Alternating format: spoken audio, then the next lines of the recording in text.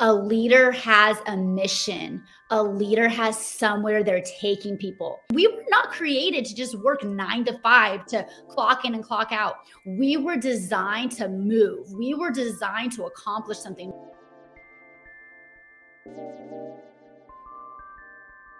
Welcome to the Be Better broadcast. Today, we're going to talk all about how you can create highly engaged teams for your organization. And if you're someone who's like, well, I've got 1 or 2 people on my team right now, I'm a business owner, solopreneur, this conversation is still going to be for you, because overall, we're going to talk about how you can become a highly effective leader in 2023 and beyond. And I have a very special person to help us do this. Her name is Nicole Vallance, and she was actually introduced to me recently by a friend who has also been on the broadcast, I think a year and a half ago, Ben Spangle, who is in himself a phenom in the world of personal growth, development, and leadership. So for those who don't know Nicole Vallance is an acclaimed keynote speaker, an executive leadership coach, and an organizational consultant. She works with high-profile leaders, influencers, and executives. She has been featured as a thought leader at Tim Story Live and was the keynote speaker for LA Style Magazine 2023 award ceremony at the Grammy Museum, which is super cool. She consults organizations on developing leaders, engaging teams, creating a culture that people want to be a part of, and communicating a clear and compelling vision. And she's going to talk with us about how to do all of those amazing things. So when you take away even just one thing from this conversation with Nicole, all that we ask is you share this show with just one other person who can use it as well. You are the reason that the Be Better broadcast has grown to over 300 episodes over the course of 2 years, because you are the best part of the Be Better team. So without further ado, Nicole, it's great to have you on the broadcast. Thanks for being here. Of course, I'm so happy to be here. So like I told you earlier, we just met on this show, which is super cool. Ben introduced us. Ben only introduces me to someone when there's a really good reason to do so, and he knows that we're going to be a perfect match. So you've done a lot of really cool things in this world of leadership and personal growth, and you're super young. So how did this come to be about? You could have chosen to be anything, but you decided, I'm going to help leaders become better. I'm going to help teams become more engaged. Like, how did this happen for you? Yeah, well, so I'm the organizational girl, the developing leadership girl. I planted my first church when I was in college, and my ex-husband and I, we grew that to, a few hundred volunteers. And what happened, Ben, is I saw what happens when you align people around a vision. When people have a vision, have a mission that matters, something happens, something so powerful happens. And so that really taught me, everything I needed to know about the importance of mission, about the power of vision, about how to develop leaders, how to give people something to be a part of that's bigger than themselves. And so, now I work with churches, I work with mission-driven business owners, entrepreneurs, and I love it. So that's kind of how I got started. And so here we are today. I say I work with mission-driven organizations who have a mission that matters. If we don't have a mission that matters, if you don't have a mission that matters, if your organization has no purpose, then, we don't really care if it shuts down, and we don't need you to lead. But if you have a vision, if you have a mission that matters, and you want to make, yes, an impact, but or yes, a profit, but more than that, an impact, then I want to help you get all of your entire team aligned around a vision so that we can mobilize it, so that we can see it come to pass. That's super cool. So you're a very religious person, which I love. And I love talking to religious people on the broadcast. You asked me before we even went live if this is something that we can talk about. And I'm like, absolutely. I'm not a specific denomination, but like I told you, I am a spiritual person. I do believe in God. I was just never brought to church. Like as a young kid, I was brought to church. But, it was like when I was really young, and I found it as something that I didn't really want to be there necessarily. Anyways, I never continued going. So I'm curious, what you've learned when aligning people around a vision in the spiritual and religious world, is it the same or similar to what you help organizations do? And like this spirituality of yours, like how did that begin? I know that's a loaded question, so I'll let you kind of bring it where you like. So here's how I answer that. So I grew up Catholic. So My dad is Irish, so, it kind of comes with the territory. So I had 7 brothers and sisters. And so, I got, water baptized as a baby. I had my first communion, went through confirmation, and I believed in God, but I did not have a relationship with him. I would not say that my family was religious. I would say we were a good family, the typical American family, right? We went to church on Christmas and Easter, and, we prayed the Lord's Prayer at dinner. But when I was in college, I really started to want to know what my purpose was. I remember praying this prayer in my sorority house. I said, God, if you're real, make yourself real to me. And so that began my journey of having this real relationship with God. And over the years, what I have found is it doesn't really matter if people go to church or not. We think of church as the 4 walls. One of the things I said at the LA Style Magazine Award ceremony is I said, God is looking for distribution channels. He has a thing that he wants to accomplish on the earth. He has practical things that he wants to do in people's lives, and he has spiritual needs that he wants to meet. And, when we look at Jesus, Ben, there's all of his miracles, 138 actually out of 140 were done in the marketplace. So Jesus wasn't telling people to come to church. He was going to them. And what was Jesus doing? He was turning water into wine. That was his first miracle. He was healing the sick. He was caring for the poor. He was feeding the poor. He was meeting people's actual needs. He was, in a sense, empowering organizations, leaders to accomplish a mission. And then when they were ready, he was saying, okay, let me introduce you to the kingdom. Let me introduce you to the creator. Let me introduce you to what it means to have a relationship with God. And so, you just wonder, why did everybody love him so much? Except for the religious leaders, they didn't love Jesus. And so, that's why, Ben, I'm so passionate about serving leaders, lifting their arms, helping them execute their vision. And that's why I don't want to just work for the church or in the church or with pastors. I think pastors and churches are a distribution channel for what God wants to do. I don't think that they're the only. I don't think that they're the most important. I don't think that they're the largest.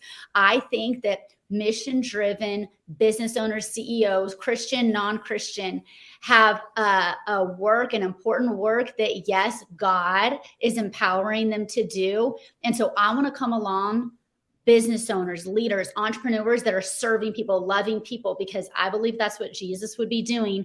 And then, yes, if and when they're ready and they're open, I want to introduce them to have a relationship with Jesus Christ, because I know what it did in my life. I know what he has done in my life. But that's not always where we start, Ben. And so I love being the leadership girl, the organizational girl. I want to motivate people. I want to get them around a vision.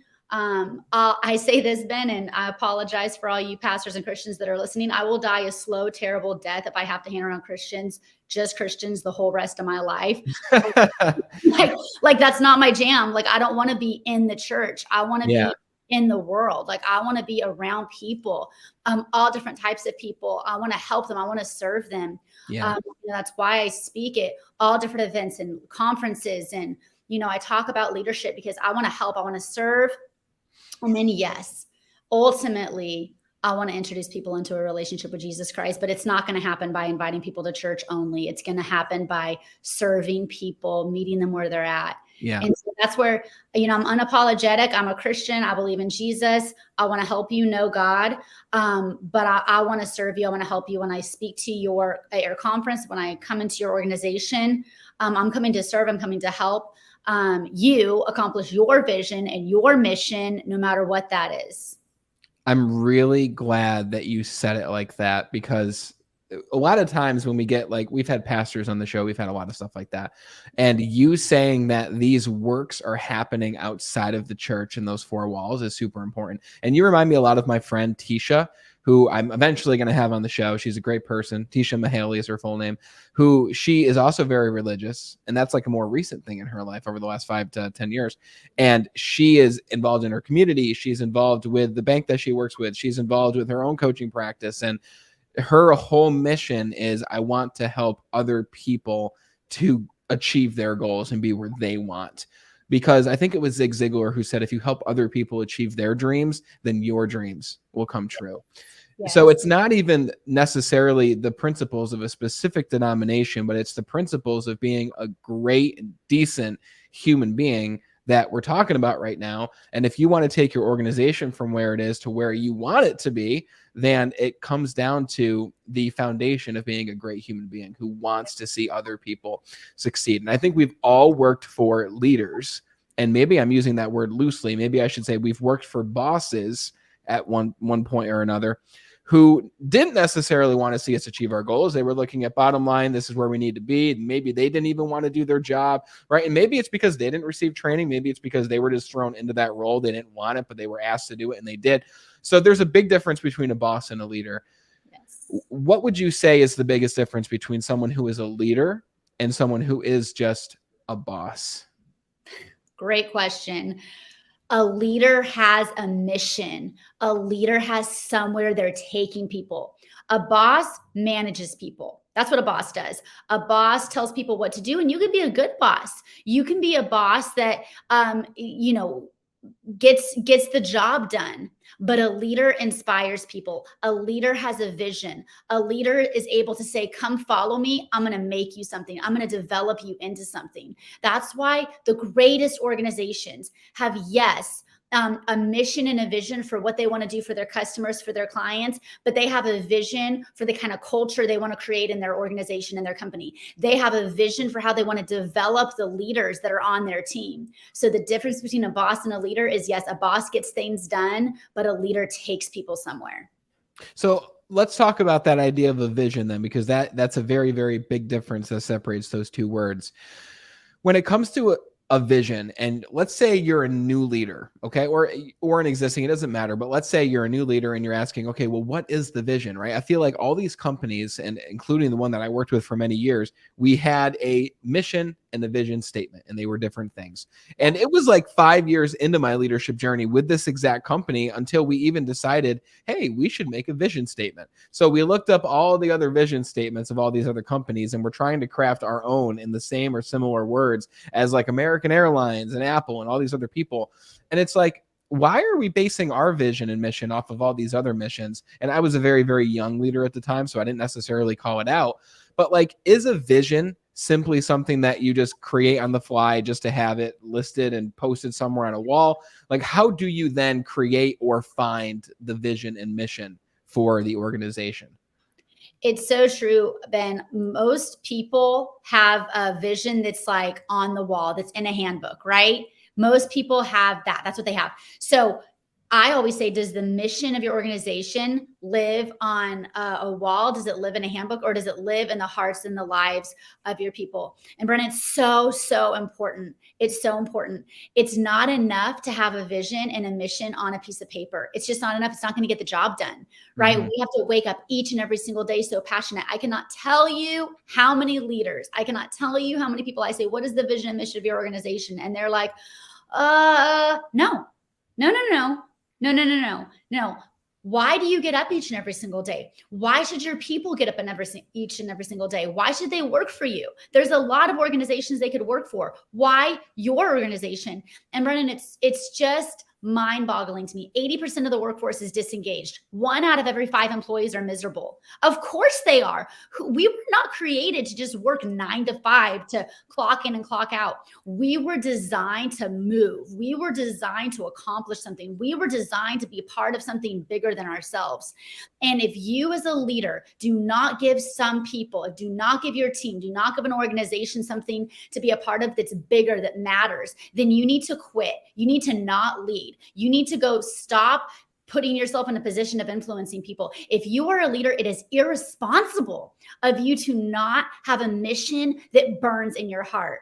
You know, when we think about people like Martin Luther King Jr., Mother Teresa, Billy Graham, you know, these leaders, these influencers were convinced, were motivated, not only with what could be, but with what should be. And how did they lead these movements? How did Martin Luther King Jr. lead such the movement during the civil rights? Well, he didn't be quiet about his dream. He got up and he said, I have a dream. This is the vision. This is what I see. This is what can happen. And he mobilized an army. He mobilized a people to become a part of something that was bigger than themselves. Billy Graham, right? He led millions and millions and millions of people to Christ all over the world. Why? Because he had good news that he wanted to preach. And he said, I cannot be quiet. I must go. I must tell. I must share. And he was so passionate about it that he fired so many millions of people up all around the world. Mother Teresa, she said, there's poor people in Calcutta that must be fed. And I'm not going to just feed myself. I'm going to go feed them. I'm going to go build a place where people can have their practical needs met. And so we as leaders must, Brendan, be about this. And we think, oh, well, I just lead a life insurance company. No, you don't. You lead people, you create culture, you change lives. And if your organization isn't changing lives, then what are you doing? Yeah. Exactly. That's the whole point, that the whole reason you're there, right? So let's talk about several things that you just mentioned. So that idea of 1 in 5 people on your team are not happy with what they do. I think that goes very deep, and I want to go deep into that in a second here. But first, my question is has it always been this way? Like, has it always been 1 in 5 people? Has it always been 80% of people are disengaged? Or is this something in recent history? And if so, why are people on our teams not happy with where they work? Is it only vision? Is it something else? And like, what sparked this number to continue rising throughout the years based on what you've seen with the people that you work with? Yeah, well, Gallup did that study and found the percentage of people that are disengaged. And we talk about like the Great Resignation. We are seeing it more and more today. But before employees put in their 2 weeks notice, they quit on the company 20 years ago, right? And so, like, Brendan, like, I don't know all the reasons it's happened and where it was 10, 15, 20 years ago. But what I know is today, people want to be a part of something that matters. The days of the Industrial Revolution where we just clock in and clock out, those days are gone. Our generation, the millennials, the Gen Z, want to be developed. They want to be coached. They want to have a purpose. They want to have a mission. They want to be a part of something. And so that's what I see today, Brennan. I think it's so critical that we engage our employees, that we engage our team, that we develop leaders.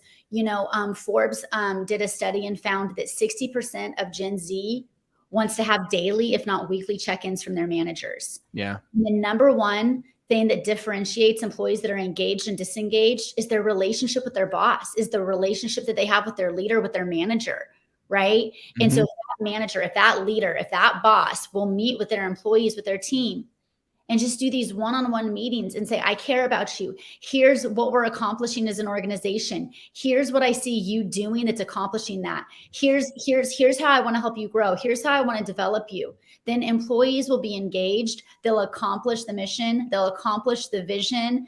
They'll be happy. They'll have purpose. They'll lead more productive lives. And so it is just so critical, Brendan, that we lead in this way. You're so 100% correct. And it's so wild because I remember being a leader of 40 to 60 new hire salespeople at one time. Yeah. And even at that time, I was 23, 24 at that time when that first happened. Even at that point, I was like, why am I leading 40 to 60 people? I can't check in with all these people, right? But I was a new leader. The bonus was really good. I did love training, and I checked in with them weekly, all those things. So it was like weekly check-ins. But even I knew at that point that I couldn't possibly reach out to these individuals on a daily basis. And think about it. If you have a person of significance in your life and you're not hearing from them on a daily basis, like I think of my wife, if my wife doesn't hear from me in a day, she's going to be like, is he dead? Like, what's going on? Right. And if you think about it, we spend more time at work. And if you don't work in a company, you have your own business, in which this is still true. You spend more time at work or working on your business than you do with your family, with your significant others. Like, it's a joke in most workplaces. Like, people have, not to get weird, but people have work husbands, people have work wives, people have like work siblings, like all these things, right? And it's like those terms wouldn't exist unless we were spending an exorbitant amount of time with those people at work.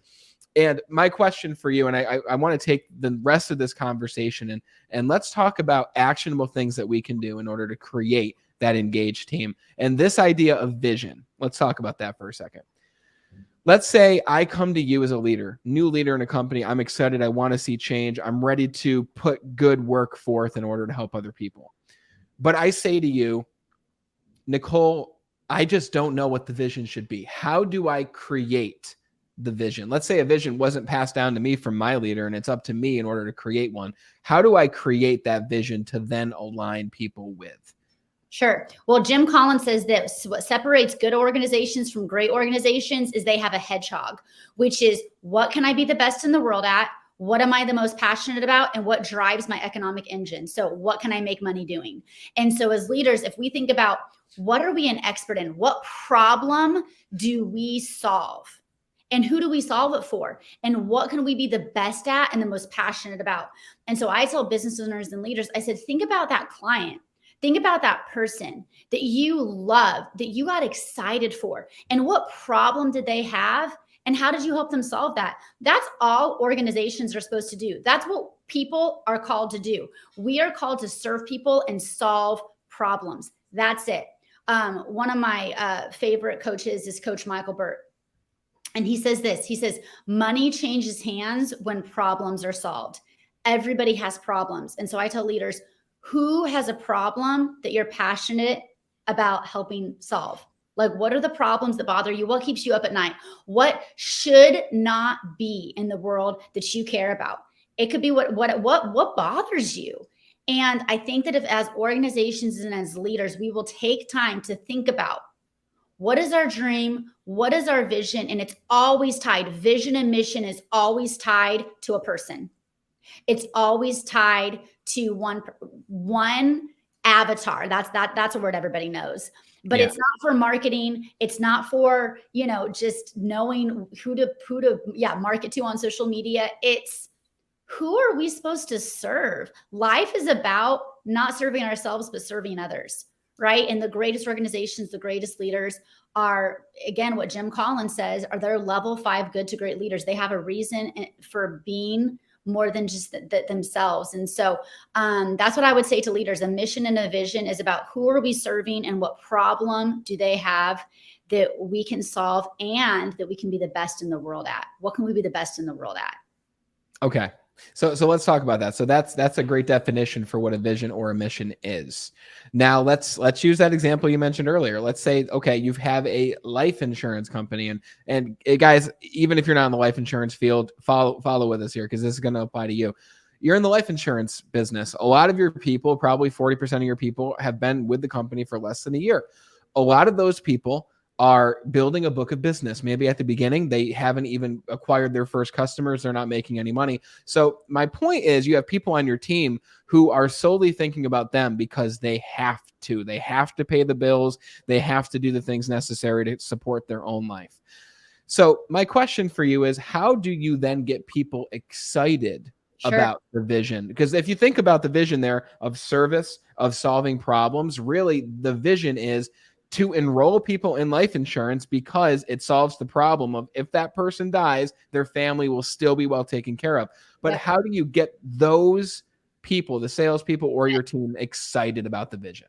Yes. Okay. This is how you do it. Number one, it starts with why, the Simon Sinek. You have to put a picture of them, of why our life insurance company exists and who we're serving. Number one. Number two, culture. You have to create a tribe and a people that they want to belong to. They want to be a part of, right? A team. Okay. And then you have to be personally developing them. They have to be growing. So why, who, what they're growing in. So the life insurance example, you have one employee wakes up, right? Let's call this person Jessica. They don't want to go to work. They're in their 20s, maybe early 30s.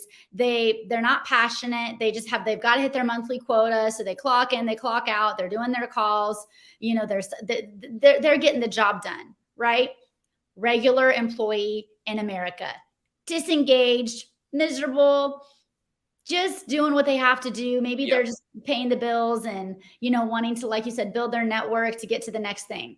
Okay. Employee number 2, Josh, he wakes up on Monday morning. He cannot wait to go to work. He wakes up, he does his, morning routine. He works out, he gets to the office, he's early. He is so excited for these 3 reasons.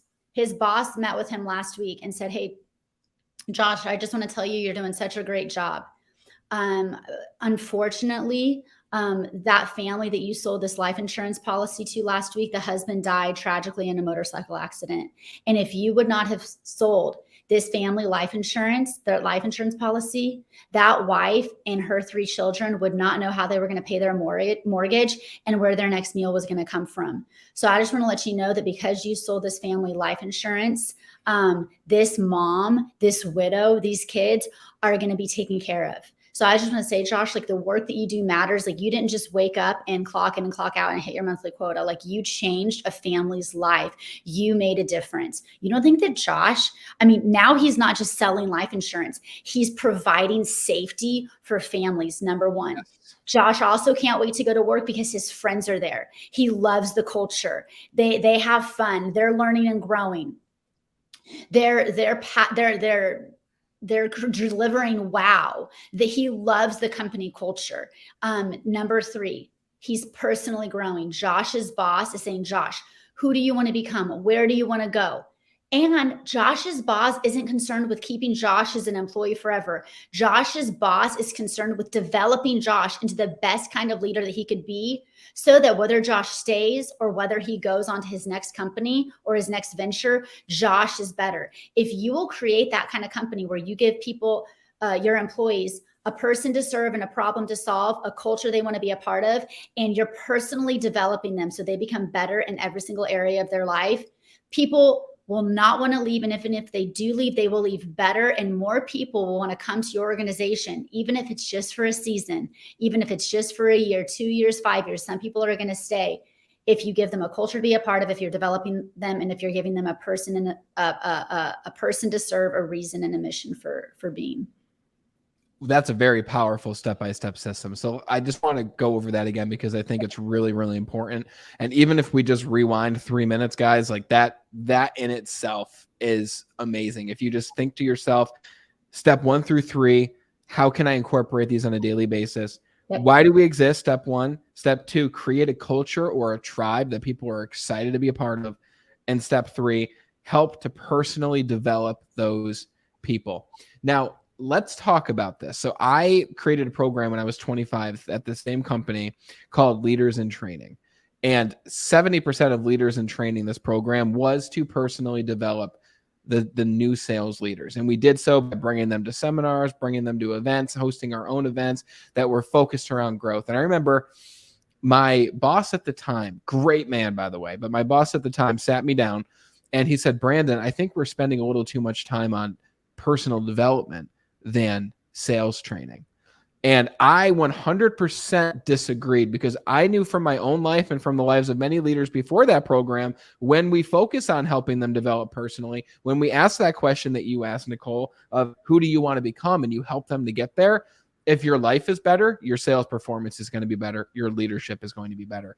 But right. I didn't necessarily know how to tell him that, right? I'm a 25-year-old kid, he's 41. So it's like, how do I then help my team develop if my leaders are saying, Brandon, your heart is in the right place, Brandon, but we need to focus on sales, bottom line, not developing people. How do you then navigate that minefield, essentially, of helping people develop in kind of an incognito way to appease your own leaders who you don't want to disappoint? Well, there's we lead down, we lead around, and we lead up, right? Those are the ways that we influence, right? Leadership is influence. So, but if you have a boss that does not want to develop you, that you don't want to follow, then, oh my gosh, do not waste any more time in that company. What are you doing? Quit. It does not matter. Go find an organization that has a people they are serving, a problem they are solving, a mission and a vision that you want to be a part of, a culture that's contagious, and a leader that will develop you. This is why Southwest Airlines and Zappos, right? They have people flocking to their organizations. Grant Cardone, Gary Vee. Why do people want to go and be a part of these organizations? People probably couldn't even tell you what Gary Vee's mission is. They don't know, but they love Gary Vee. They love the culture he's creating. Why? Because Gary Vee's a freaking boss. He's a total boss. He cares about people, and people want to be cared for. He actually wants to develop people, and the culture in his organization, it's palatable. We can see it and experience it on social media, right? Grant Cardone, he's a beast. Who doesn't want to work in Grant Cardone's office, right? I don't know what Grant Cardone's mission is, but I know he's going somewhere. I know he's building something. I know that, when I get those calls from the Grant Cardone people, it's like, oh my gosh, like, unless I'm like, give them an objection that there's no way they can overcome, I'm not getting them off the phone, because they're not I get just those calls selling. too. I know what you mean. Who does not get a call from somebody on Grant Cardone's team, right? Yeah. And so, but that's what I'm talking about. People want to go and be a part of Grant Cardone's team. People will work for Gary Vee as an intern for free because they're going to get developed, because they're going to be a part of a culture and an organization that matters, and they don't even know why. But they know they're going to be a part of a tribe, and they know that they're going to be developed, and people need and want and deserve that from leaders. What if we let organizations that people were flying from all around the world, all around the country, because they I got to be a part of that team. That's the best team. They have the A players. They're going to develop me. They're going to make me better. I'll work for less money. I'll do overtime because I know what they're making me. Yeah. I know what kind of organization I want to be a part of. Who are they serving and what problem are they? Okay, I'll do that. I can help with that. Sure. Yep. Yeah, you're absolutely right. So who we're doing it with and what we're becoming. I think it's a very big question, the question I asked you, and I understand where you're coming from there. And at the same time, I can understand a situation similar to that I was in, that I mentioned, where my boss was like, Brandon, you're spending a little bit too much time on the development. But for me to then say, well, I'm just going to peace out and go somewhere where I have a leader who believes that. At the time, especially, it was before Jocko Willink's books. It was before Gary Vee was really the phenom that he is. If I had just left, then I'm leaving those people under me to stay where they are, right? So I get that. And I will say I had to learn how to navigate in that minefield so that I can still help them develop while still appeasing the people above me. I believe that no matter where you are, I definitely love the idea of picture perfect culture. My boss loves this, their boss loves this. The reality is, in most companies, especially now, that is not the case. And it's not all rosy. And what I mean by that is there are politics to navigate inside of the corporate world. And I had to learn, rather than complain about, why doesn't my boss believe this? I wish they would. I'm going to go somewhere else. I had to ask myself the question, how can I navigate this to appease him without undermining him, while at the same time helping my people at the ground level become better versions of themselves, right? So it was a tough question, and I had to learn through doing, and it worked out in the end, which is great. And I'm glad that I approached it that way. But let's talk about that 1 in 5 people who are unhappy. Let's talk about developing those people. And I believe it's more than 1 in 5. And the reason I believe that is because, let's say you've got 3 people on the sales floor with you or at the company with you. And let's say it's Susie, John, and Jack. Okay. Susie likes coming to work. She loves the culture. She has friends at work. Going back to number 1 again, she understands the why. She's delivering an experience that other companies and organizations won't deliver for her clients. But Susie is struggling at home with her relationships, right? And she's bringing that to work with her, okay? Then you got John, who loves coming to work, high performer, but he's broke and he's stressed financially. And then you've got Jack, who also loves coming to work and being around those people, but he is in a tough place health-wise. He's not happy where he is. His clothes aren't fitting him well anymore, and he's bringing those feelings to work. So yes, we've got the why and the vision to get behind, but we also have to understand that everyone at home is dealing with something, okay? So my question for you is, as leaders, how can we help people with what is really causing them distress, which is what's happening outside of the workplace? Do we have the right to help people with those things? And how do we go about approaching that if we do? Sure. Well, it's irresponsible not to. We must. I teach leaders, my mobilization model, right? It's designed to help leaders engage their team. How do we mobilize or get an organization or a team moving, right? We've got to get everyone aligned around the vision. We've got to engage, and then we've got to train our teams, and we've got to develop an executive leadership team. And I can break that down more, but the first step is casting that vision. Okay, so here's what that looks like. I say that one of the things that you have to do to align everyone around the vision of the organization is the leader, the boss, the manager has to have one-on-one meetings with their direct reports each and every single week. No less than 3, no more than 10 to 12, but they must have one-on-one meetings. And I teach there's a science to these meetings, and you do these one-on-one meetings every single week without fail. There's a lot of meetings we think that are important, and they're all important. We've got to do all of the things. But the one thing that we cannot abdicate to anybody else, that we must as leaders do, is these one-on-one meetings. And in these one-on-one meetings, the first thing that we do, and it might be all we talk about, is how are you doing? If you are leading people and you do not know their birthday, you do not know their anniversary, you do not know the names of their children, and you do not know what's going on in their personal lives as much as they're willing to share with you, you are an irresponsible leader. You shouldn't do it. I don't care if you're a pastor. I don't care if you're a leader. I don't care if you're atheist, agnostic, Buddhist. I don't care. You are responsible for people. And if you are responsible for people, you are responsible for how they're doing. Because the reality is there is no separation between work and our life. It's a myth. All of that stuff. No, every single thing in our lives affects every other area. We are not able to separate. I'm going through a divorce and my performance at work. I'm struggling with something that's going on with my kids and how excited I am to show up to work on Monday morning. We can't, it's impossible to separate it. We're one person and we exist in all these worlds and all of these things tied together. And so those one-on-one meetings that you have with your team are critical. And in that one-on-one meeting, the first of the 3 things that you must do is communicate care. How are you? It's that relational bridge. It's the relational equity that you have with your team. And so you would be amazed. Most people don't have anybody in their life that just care, that are concerned about them. And that's one of the most powerful things that you can do for people is communicate your care, communicate your concern, communicate that if no one else cares about what's going on in their life, that you care. Doesn't mean you have to counsel them. Doesn't mean that you have to, pray with them. You can refer them. You can resource them. You can get them connected, right, to things that are going to help them in that area of their life. But the one thing is you as a leader must do is you must know what's going on to the extent that they're willing to share. You might not be able to solve everything and they might not want to talk about everything, but it's your responsibility to sure put yourself out there and ask. That's the first thing. Very powerful. I love that. Let me ask you. So a lot of Gen Z and especially millennials, but especially Gen Z now are becoming leaders inside of organizations. And they're still at times leading Gen X and maybe even some baby boomers who are still in the workforce, right? So how do you then have that? So, okay, so let's say I'm 29. I'm going to, maybe let's even say this. I'm 21 because there's a lot of young leaders listening. I'm 21. I'm a new leader. I want to help people develop. I have a real fire to do so.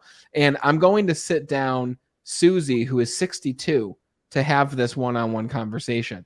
Susie is asking herself maybe, why is Brandon sitting me down for a one-on-one conversation? What is Brandon possibly going to help me with? I just want to go to work and go home.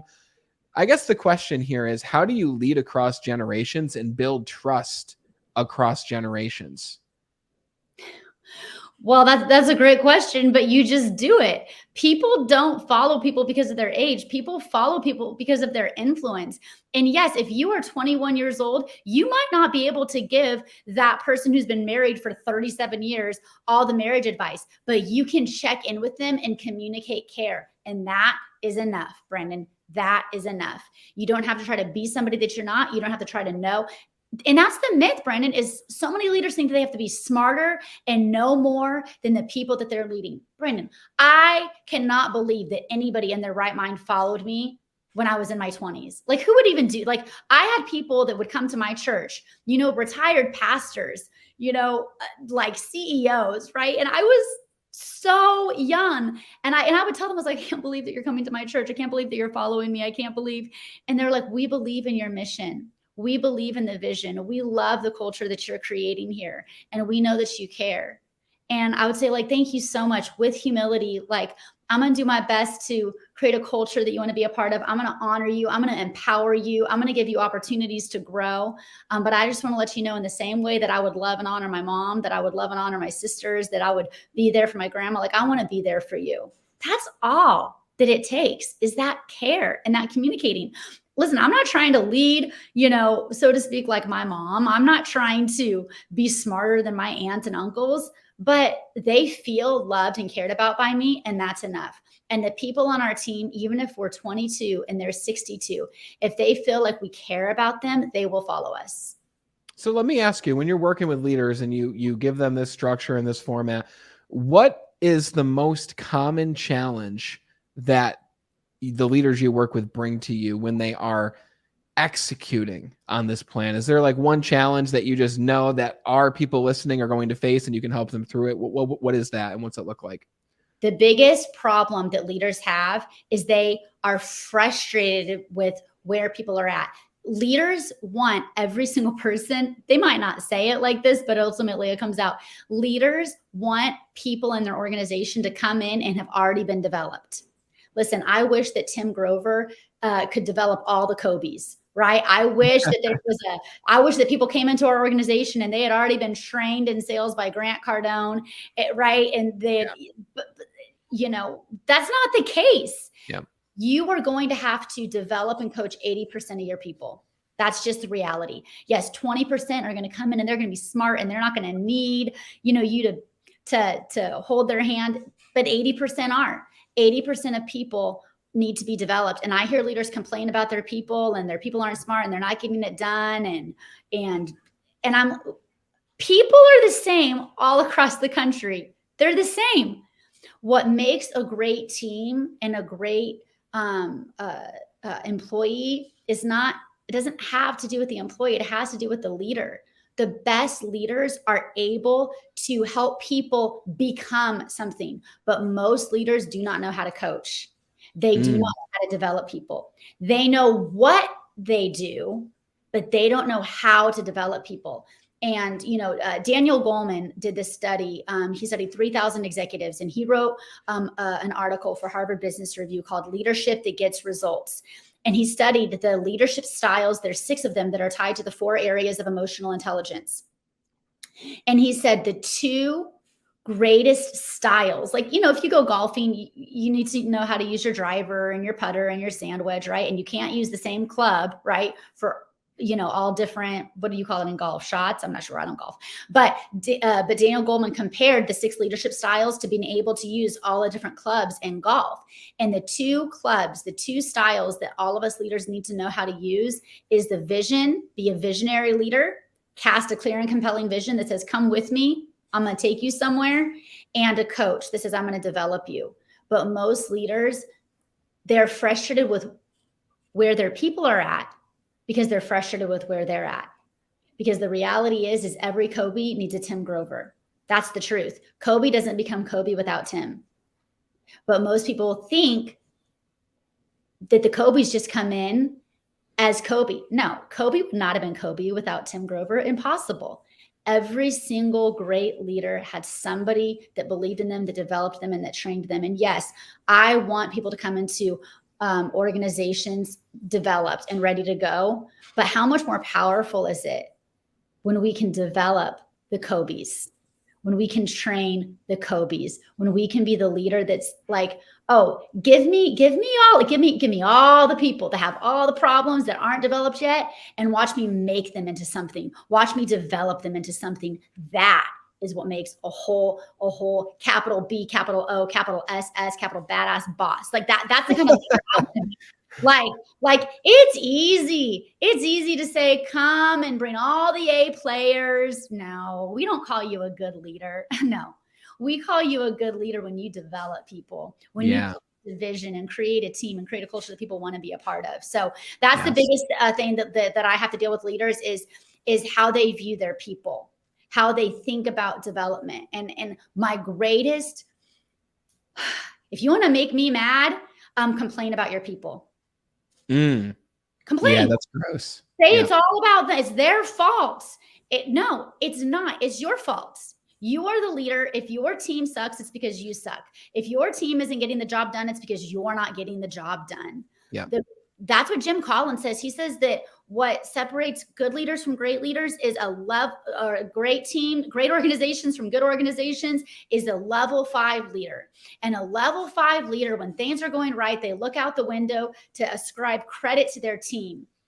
And when things are going wrong, they look in the mirror and they say, what could I do different? Well, leader, what you can do different is develop your people, is coach your people. Yep. Leadership, listen, charisma is something people are born with. Leadership is a skill that people can develop. Leaders are not born. Listen, when I say people say, oh, like leaders are born. No, they are not. Leadership is a skill. Just like you can learn to become a doctor, you can learn to become a great leader. It's actual tangible skills that you can learn, that people can learn to become better. And yes, maybe there is a spot that this person on your team, nobody's going to hire me ever, not in the history of all time to be an engineer, not happening.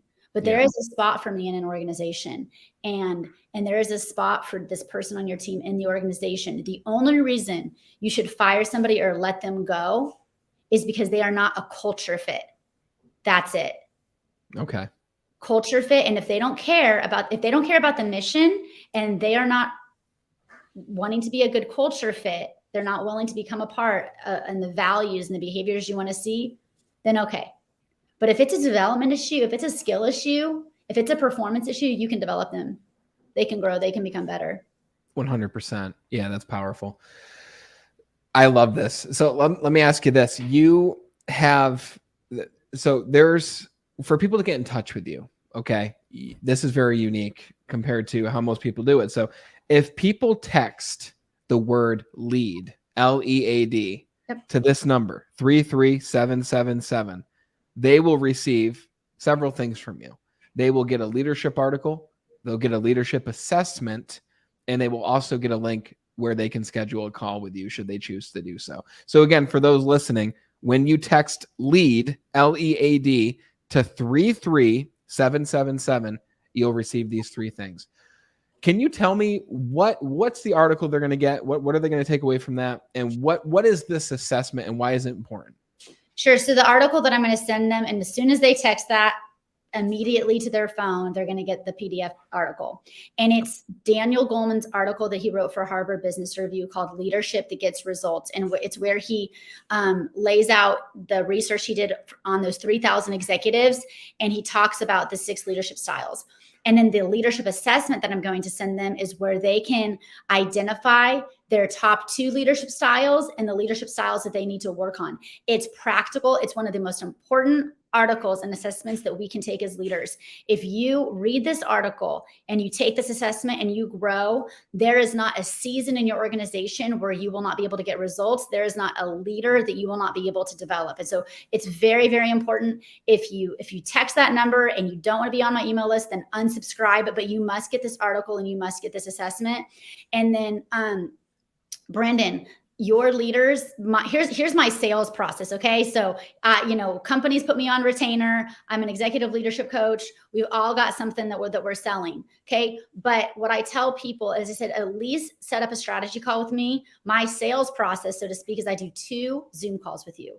And all we talk about is what problems are you facing and how can I help you solve it? And if at the end of those 2 Zoom calls, we have not solved problems in your organization and you are not developed, then okay. But if you love it and if problems are solved and if you're thinking better and you like the coaching, then we can talk about me coming out and doing a leadership workshop and a training or getting me on retainer to be your executive leadership coach for your company. But at a minimum, set up the strategy call with me. Let me help you solve your problem. If nothing else, you have another leader that's thinking about the problems that you're facing in the organization.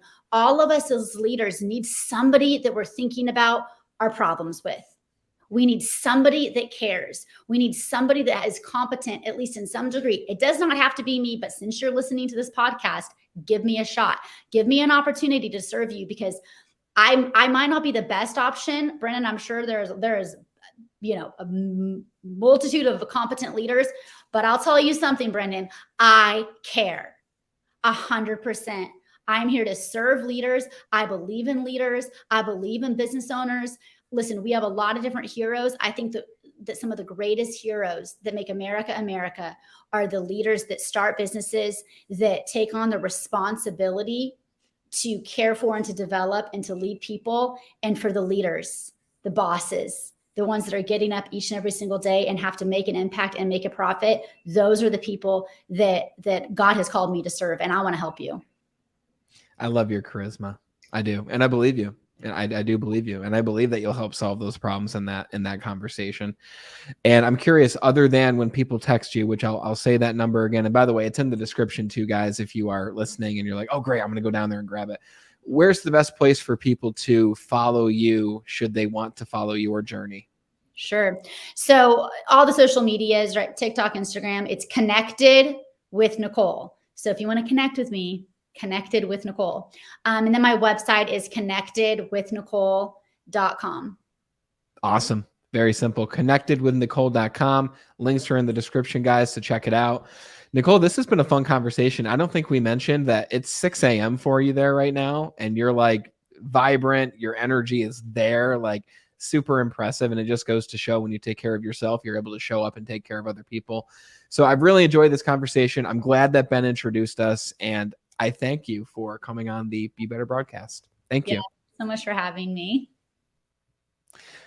Guys, this has been a very practical and actionable conversation where if you're asking yourself, how can I take my team to the next level? If you're saying to yourself, everything is my fault, I understand this idea of extreme ownership because then it puts power in my hands to make a positive difference. Then now you have a system. You've got step 1, 2, and 3 to create a highly engaged culture, to help develop your team, to continue developing yourself, to create that why, to create that vision, that mission. You've got so many different things that you can do right now. And I challenge you and invite you to take the first step today towards doing that. Connect with your people, have a conversation with your people, whatever it looks like for you over the course of today and this next week. What can you do in order to elevate your culture to the next level? Be sure to text the word LEAD, LEAD, to 33777 so that Nicole can send you a leadership article, the leadership assessment, and the link to schedule a strategy call with her. Links are in the description. If you took away even just one thing from this conversation with Nicole, please share this show with just one other person who could use it as well. Thank you for being the best part of the Be Better team. And until we talk again next time, continue to be better.